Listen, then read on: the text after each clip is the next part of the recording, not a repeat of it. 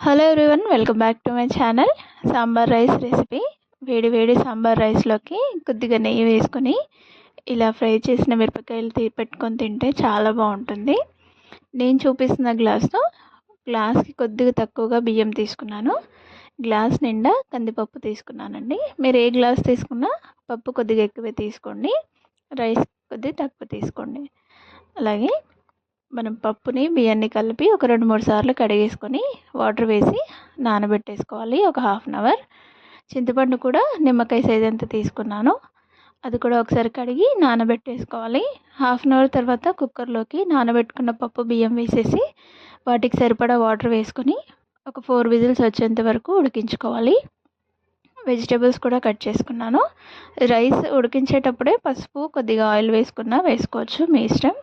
చింతపండు రసం కూడా తీసేసుకొని అందులో ఉప్పు, కారం, కొద్దిగా బెల్లం వేసుకున్నాను. అలాగే అందులోనే 2 టేబుల్ స్పూన్ల వరకు సాంబార్ పౌడర్ అయితే వేసుకున్నాను.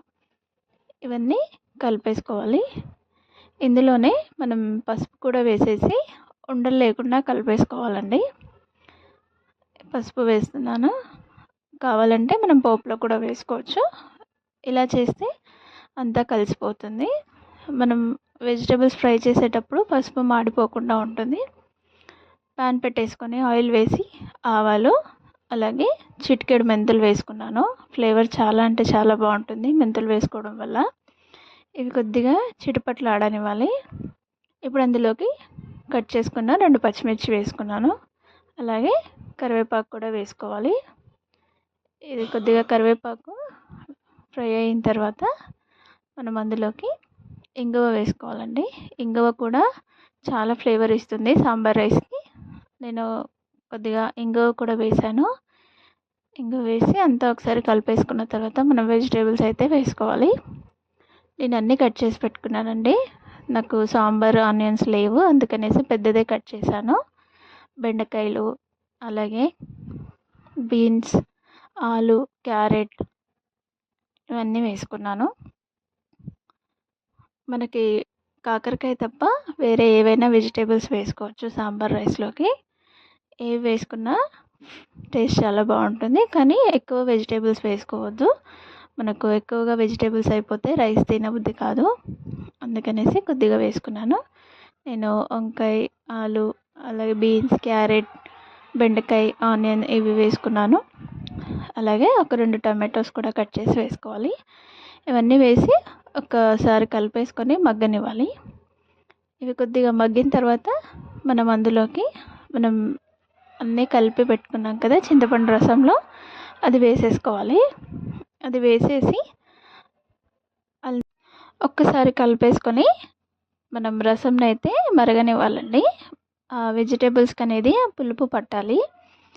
ఇలా కలిపేసి వదిలేయండి. హై ఫ్లేమ్లో పెట్టి ఉడకనివ్వండి, మసులుతూ ఉంటుంది. మనకి రైస్ కూడా ఉడికిపోయింది చూడండి. కొద్దిగా పసుపు వేసుకుంటే కలర్ వేరేలా వస్తుంది, నేను వేయలేదు. చూడండి చిక్కబడిపోయింది. వెజిటేబుల్స్ కూడా ఆల్మోస్ట్ ఉడికిపోయాయి. ఇలా చిక్కబడడం వల్ల మనకి వెజిటేబుల్స్కి అనేది పులుసు పట్టుకుంటుంది, పుల్లగా ఉంటాయి తినేటప్పుడు. నేను మునక్కాయ వేయలేదండి, మునక్కాయ ఉంటే మనం రైస్ పప్పు ఉడికించాం కదా అది సాంబార్లోకి వేసేసుకోవాలి.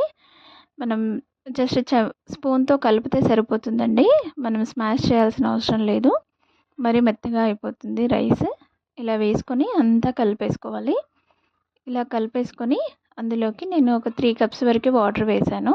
ఉడికితే ఇంకా గట్టిగా అవుతుంది. ఈ 3 కప్స్ వాటర్ వేసుకొని అంతా కలిపేసుకోవాలి. చూడండి ఆల్రెడీ గట్టిగానే ఉంది కదా, అందుకే వాటర్ వేసాను. పలచగా ఉంటే మీరు ఏం వేసుకోకండి. ఇలా అంతా కలిపేసుకొని మనము ఉప్పు సరిపోయిందా లేదా అనేసి ఒకసారి చూసుకోవాలి. సరిపోకపోతే ఇప్పుడే వేసుకోవాలండి, తర్వాత తినేటప్పుడు వేసుకుంటే అంత టేస్టీగా అనిపించదు. నాకు కొద్దిగా తక్కువగా అనిపించింది, అందుకని వేసేసాను. వేసుకొని ఇలా కలిపేసి కొద్దిగా ఉడికించుకుంటే సరిపోతుంది, ఎక్కువసేపు అవసరం లేదు. పైనుంచి కొత్తిమీర వేసేసుకొని నేను స్టవ్ ఆఫ్ చేసేసాను. ఇలా వండుతుంటేనే ఫ్లేవర్ చాలా బాగా వస్తుంది. అంతే అండి, రెడీ అయిపోయింది సాంబార్ రైస్. నేను సాంబార్ రైస్లో నంచుకోవడానికి ఈ మిరపకాయలు ఫ్రై చేశాను. ఈ మిరపకాయలు ఫ్రై చేసిన వీడియో నా ఛానల్లో ఉంది, చూడండి.